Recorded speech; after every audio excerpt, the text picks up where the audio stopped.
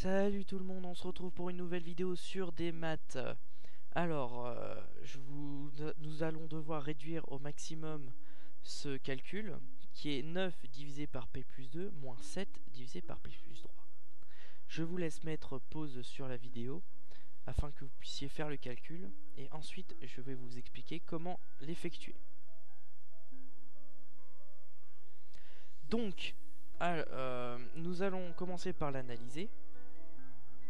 Comme vous pouvez le voir, nous avons un dénominateur ici qui est p plus 2, mais qu'il n'est pas du tout le même que le dénominateur de la division en face, qui est p plus 3.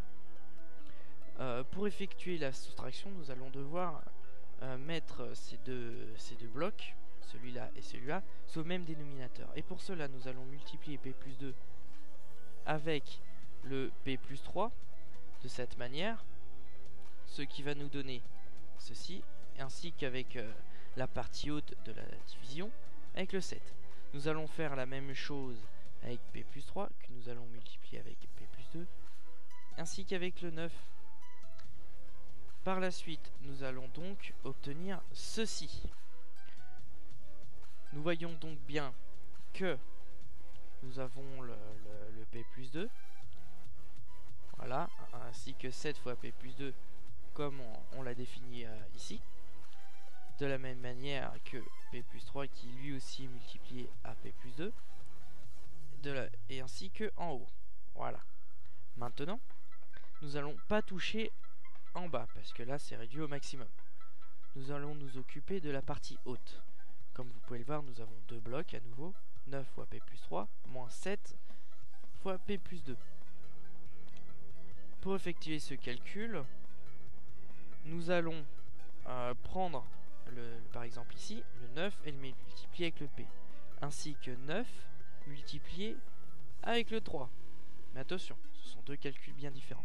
Et faire la même chose avec le 7 fois p, ainsi, je précise, moins 7 fois p, ainsi que moins 7 fois 2. Ne pas oublier le signe moins qui est devant le 7. C'est très très important. Voilà.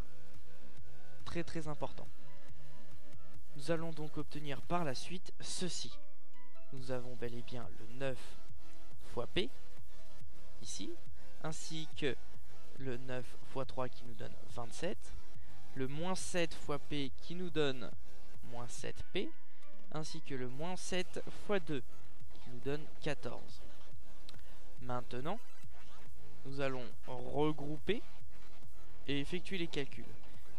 C'est-à-dire, nous allons reprendre le 9p ici, et nous allons l'additionner avec moins 7p. Donc 9p moins 7p ici, voilà, ces deux ensemble, ainsi que là 27 moins 14. Pas oublier les signes, c'est très très important. Ce qui nous donne 2p plus 13. Voilà. Donc lui, il s'est transformé une fois le calcul est effectué, ainsi que celui-là qui est devenu 13. Voilà, le calcul a été réduit au maximum. Si la vidéo vous avait été utile, je vous laisse mettre un commentaire dessous. Voilà, à la prochaine!